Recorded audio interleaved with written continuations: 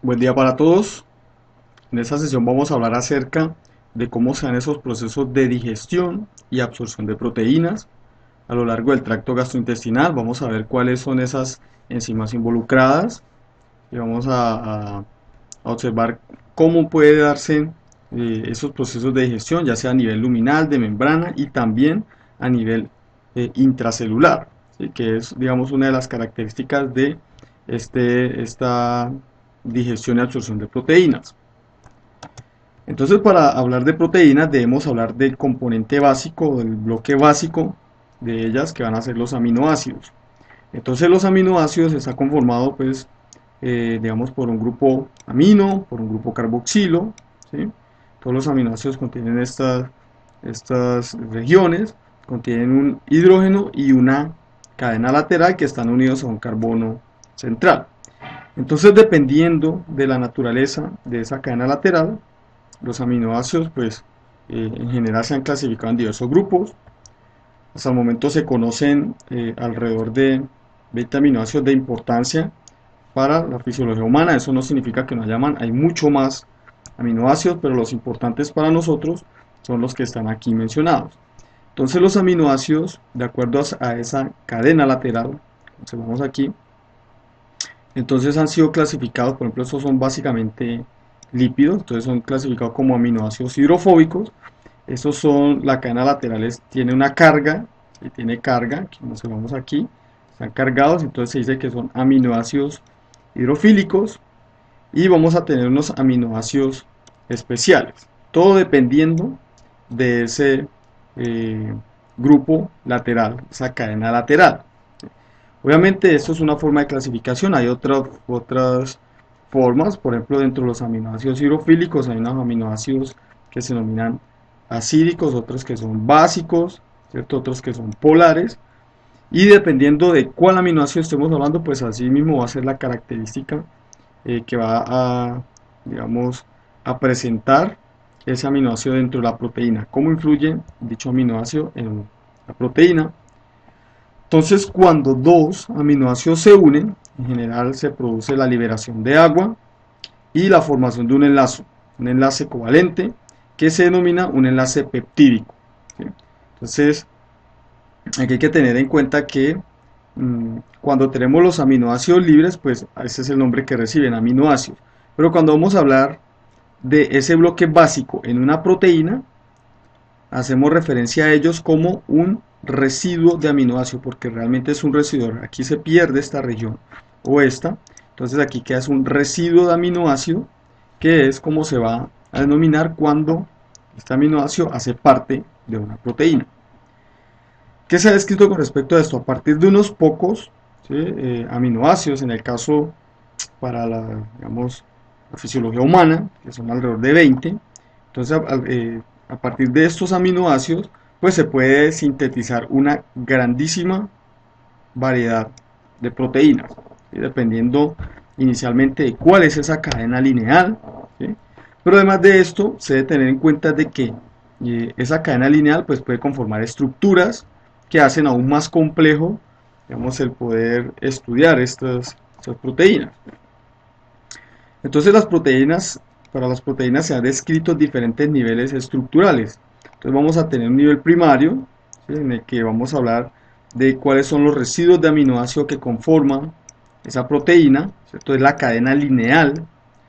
Posteriormente, dependiendo de los aminoácidos que hayan allí, la interacción, ¿sí? Entre diferentes partes de esos aminoácidos, pues se va a tener una estructura secundaria que puede ser una hélice alfa o puede ser esas láminas plegadas beta, ¿sí? Una misma proteína puede contener estas dos estructuras secundarias conformando una estructura terciaria en la cual podemos observar hélices alfa o láminas plegadas beta, ¿sí?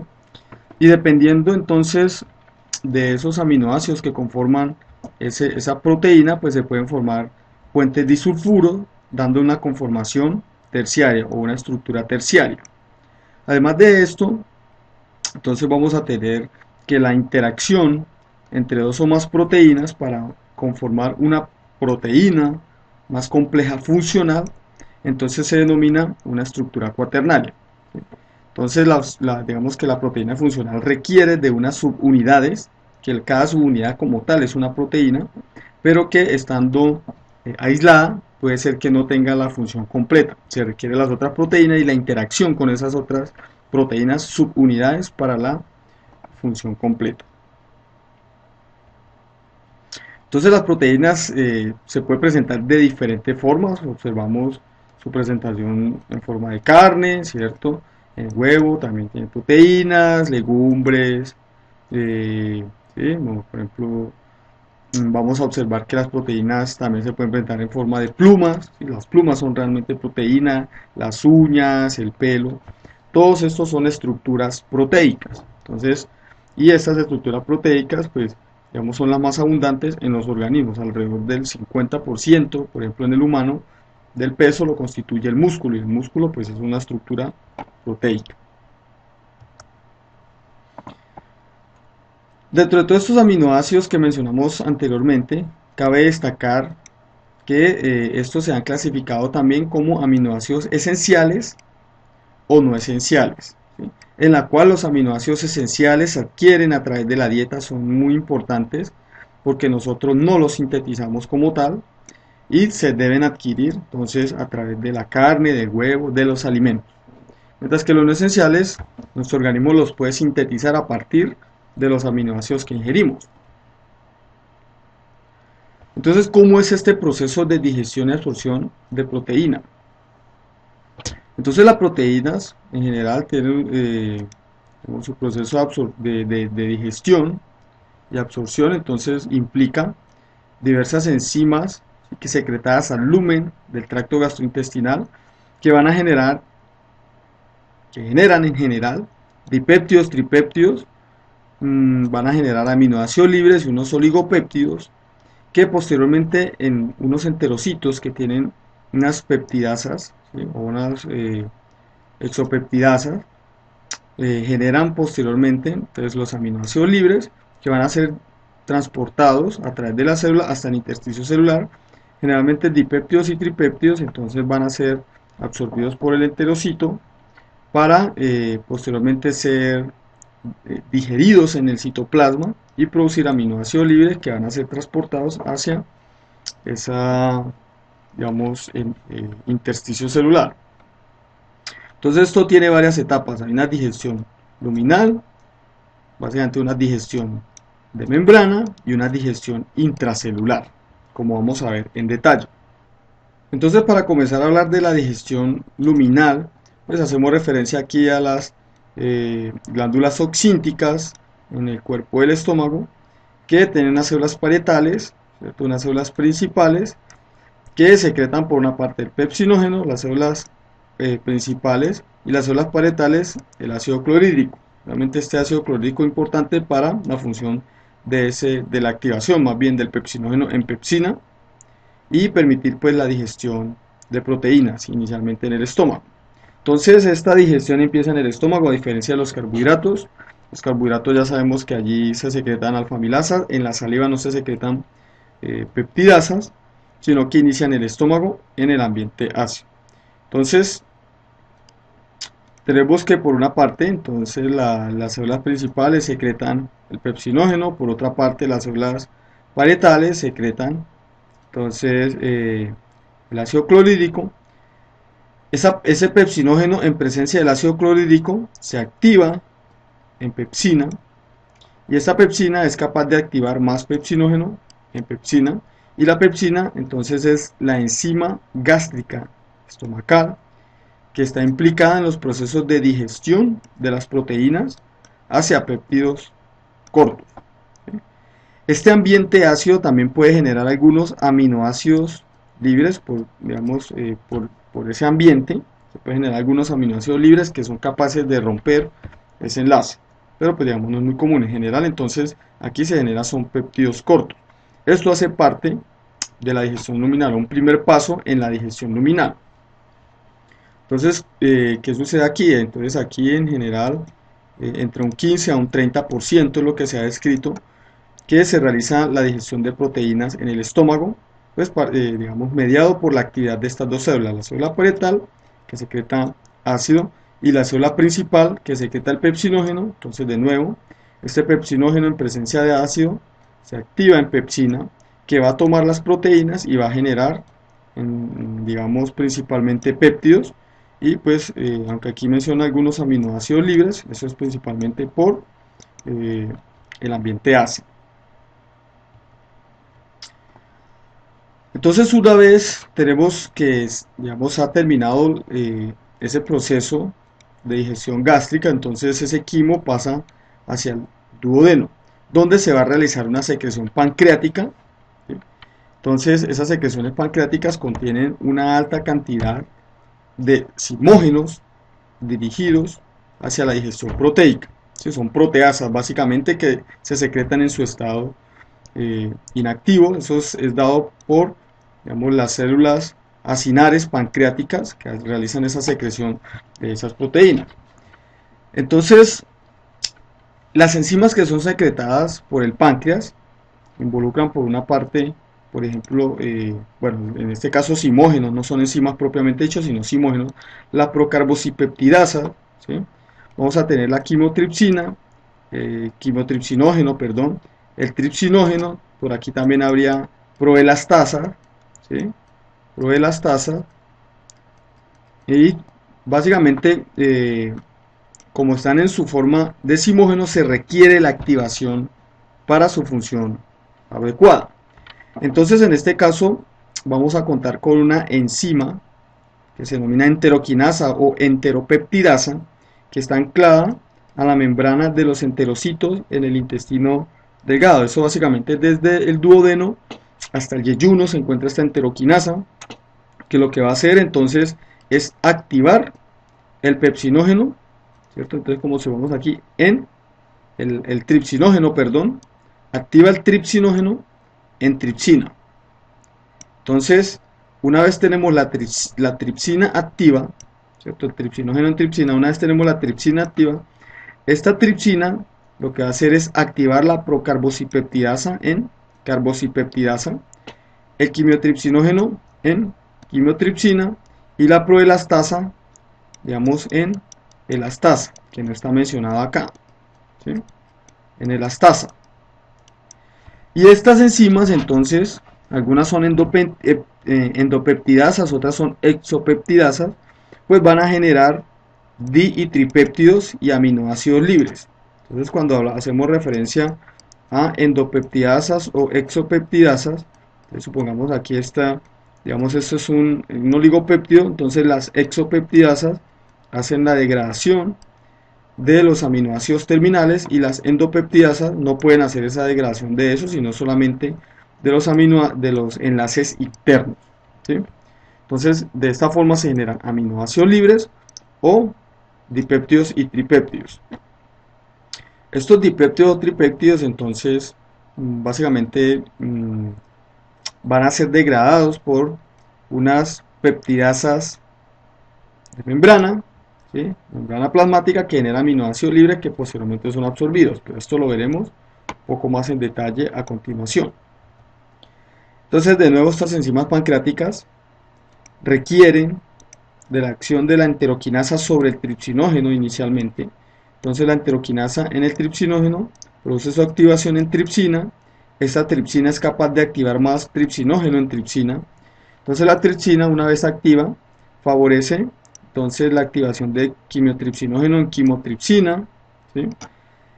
La procarbocipeptidasa B en carbocipeptidasa B, la procarbocipeptidasa A en carbocipeptidasa A y la proelastasa en elastasa.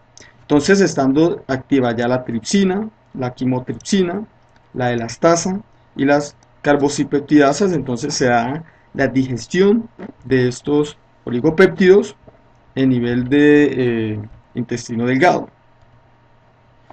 Entonces, estas enzimas que se secretan o que son secretadas por por el páncreas, pues involucra otras que son tratadas en otros contextos. Entonces, por ejemplo, digamos, dirigidas a digestión de carbohidratos, dirigidas a digestión de lípidos o de ácidos nucleicos, ¿cierto? Ellas en general se secretan en su forma activa, pero lo que nos interesa aquí entonces es mirar qué es lo que pasa con todos estos imógenos, que son realmente, pues cuando están en su forma activa son proteasas, qué es lo que sucede con ellos.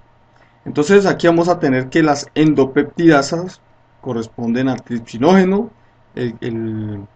o más bien la tripsina, la quimotripsina y la elastasa, ¿sí? Y las exopeptidasas pues vienen a ser las carboxipeptidasas. Entonces, en general estas tres van a generar algunos oligopéptidos, dipéptidos, tripéptidos, y las carboxipeptidasas son las que están encargadas de generar los aminoácidos libres, ¿sí? Entonces, ¿qué sucede aquí con respecto a, digamos, esta digestión de membrana? Entonces, la digestión de membrana, las proteínas, se da en intestino delgado, del duodeno, ¿sí? Aquí básicamente al duodeno llegan algunos péptidos, algunos oligopéptidos, algunas proteínas completas, que van a ser entonces digeridas por esas enzimas pancreáticas en dipéptidos, tripéptidos, algunos oligopéptidos, y posteriormente entonces en la membrana plasmática de esos enterocitos van, ¿sí? Digamos que aquí se relaciona como glucocali, van a haber algunas peptidasas, ¿sí? Van a haber algunas peptidasas de membranas, en general son exopeptidasas, que generan aminoácido libre que posteriormente van a ser absorbidos. Entonces, en esta digestión de membrana podemos observar que esas peptidasas, que en realidad son unas exopeptidasas, están ancladas a la membrana plasmática, ¿sí? Generando por una parte aminoácidos libres, genera aminoácidos libres y generan oligopéptidos, ¿sí?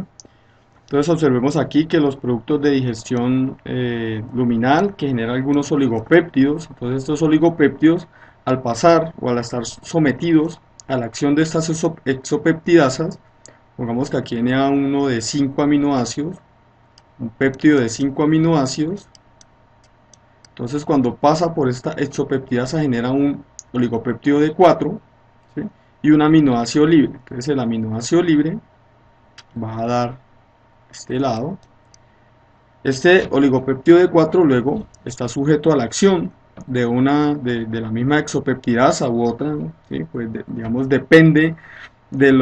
puede depender de los residuos de aminoácidos que hagan parte de ese enlace peptídico. Entonces genera un oligopéptido de 3 o un tripéptido y un aminoácido libre, ¿sí? Aquí hay una característica importante y es que los tripéptidos pueden ser absorbidos por el enterocito, ¿sí? Obviamente en un cotransporte con protones, que mencionaremos un poco más adelante de nuevo. Este tripéptido puede ser digerido en un aminoácido libre de nuevo y un dipéptido que puede también ser absorbido en un cotransporte con protones, y finalmente el dipéptido ser digerido en dos aminoácidos libres que son absorbidos a través de un cotransportador de sodio aminoácido. Entonces aquí pues vamos a observar que finalmente se producen o aminoácidos libres o dipéptidos y tripéptidos que van a ser absorbidos por el enterocito. Una vez se ha terminado entonces el proceso de digestión en membrana o digestión de membrana, y una vez se ha transportado entonces estos oligopéptidos al citoplasma celular, el proceso de digestión se continúa allí en ese citoplasma, ¿sí?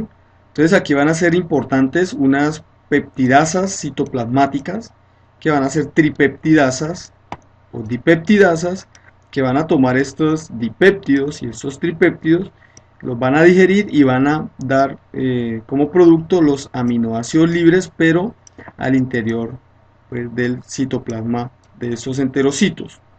Entonces aquí observamos cómo ese proceso de digestión termina allí, finalmente con aminoácidos libres, que son los que van a pasar hacia el intersticio, no, el espacio intersticial, perdón. Entonces estos aminoácidos son transportados allí y luego pasan a torrente sanguíneo. Entonces, ahora vamos a hacer énfasis en todas estas moléculas de transporte. Si digamos, iniciamos por tener unos cotransportadores de oligopéptidos protones, que es este mismo que tenemos acá. Este que tenemos acá, pues es representado por este que tenemos acá. en el cual pues se requiere, ¿sí?, que haya una concentración elevada de protones a nivel luminal. Entonces, ¿de dónde provienen estos protones? Estos protones provienen de un intercambio que se realiza el protón por sodio, aprovechando el gradiente de sodio, y permite entonces esta entrada de dichos oligopéptidos. Pero como mencionamos anteriormente, también hay de forma general unos cotransportadores de sodio aminoácido que también aprovechan ese gradiente de sodio, y también toca tener en cuenta que en la membrana vasolateral va a haber una cantidad también digamos, bastante grande de transportadores de aminoácidos para llevar esos aminoácidos hacia ese intersticio, eh, digamos, o más bien ese espacio intersticial. ¿Qué pasa acá? Pues aquí estamos mencionando de forma general un cotransportador de sodio aminoácido, un transportador de aminoácido, un transportador de oligopéptido, pero estas proteínas pueden ser muy diversas dependiendo, o digamos, eh, relacionado con esa diversidad proteica que también puede existir. Entonces esta es una tabla más bien informativa en la cual nos vamos a dar cuenta todos los tipos de transportadores de aminoácidos diferentes que hay en la membrana apical, ¿sí?, dependiendo de los tipos de aminoácidos, ¿sí?, que van a transportar. También en la membrana vasolateral hay otro tipo de transportador de aminoácidos dependiendo de la naturaleza de esos aminoácidos. Entonces va a haber una altísima diversidad de esos transportadores de aminoácidos, pero que no los vamos a tratar de forma específica, sino de forma general. Entonces en membrana apical hay cotransportadores de sodio aminoácido, en membrana vasolateral transportadores de aminoácido, en membrana apical entonces un cotransportador de oligopéptido protón. Y esto queda solamente de forma informativa, ¿sí? Además de ese transporte que se realiza de aminoácidos o de oligopéptidos a los enterocitos, se ha descrito que las proteínas intactas también pueden ser de una u otra forma transportadas hacia el espacio intersticial. Esto se puede dar por dos formas diferentes, ¿sí? Uno mediado por células M y el otro mediado por el enterocito. Entonces, en general, esta forma entonces implica una fagocitosis, una endocitosis por parte de estas células, de ese material completo. Se da básicamente, en algunos momentos se puede dar degradación, en otro momento se puede pasar las proteínas intactas hacia el intersticio, aquí hay pues, proteínas procesadas. Lo mismo sucede con las células M, entonces una vía directa, una vía degradativa, y vamos a observar entonces que la que más realiza este proceso pues va a ser el enterocito, alrededor de 3200 nanogramos, mientras que la célula M unos 400 nanogramos. ¿Qué se ha descrito con respecto a esto? Lo que se ha descrito con esto es que digamos, esta forma de absorción de proteínas intactas está más relacionado con una vigilancia inmunológica de lo que está pasando a nivel del lumen intestinal. Entonces estas proteínas se envían prácticamente de forma intacta o fragmentos de esa proteína para que digamos, células de la respuesta inmune puedan vigilar qué está pasando allí. Por ejemplo, puede haber una toxina o, no sé, de eh, algún microorganismo que ha sido degradado, entonces es reconocido y se da una respuesta inmune. Entonces eso está principalmente relacionado con respuestas inmunes, una vigilancia inmunológica que se realiza allí. ¿Dónde se realiza la absorción de proteínas? Entonces lo que se ha descrito es que esa absorción, más bien de los productos de digestión de proteína, se da en principal medida en el duodeno, posteriormente es seguido por el yeyuno y finalmente en el ilio. Los productos de digestión de proteínas que no sean absorbidos allí no van a ser absorbidos en intestino grueso, básicamente van a ser excretados si no son absorbidos en el intestino delgado.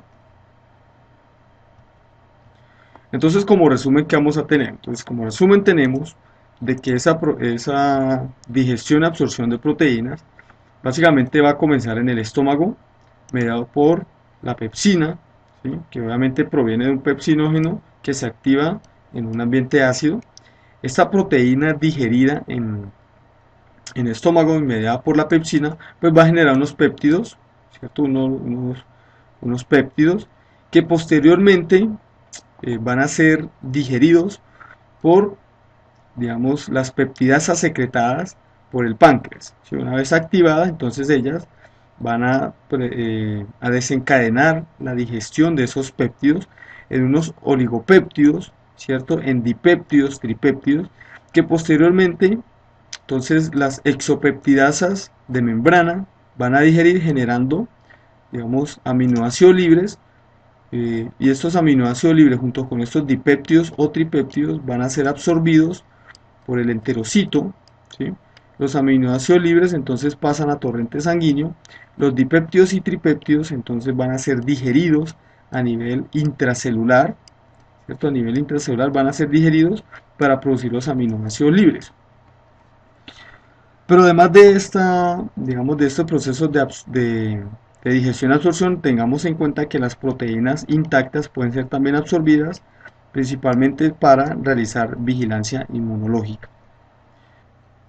Bueno, entonces de esta forma hemos finalizado con esta sesión de digestión y absorción de proteínas. Muchas gracias.